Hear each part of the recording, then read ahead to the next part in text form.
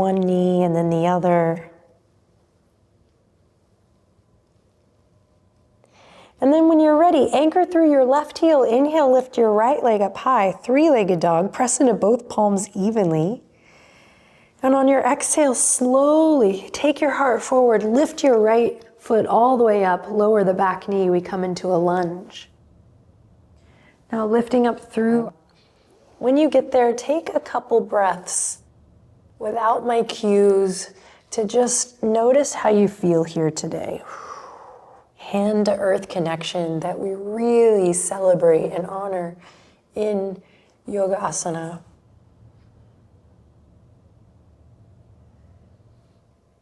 Pedal it out by bending.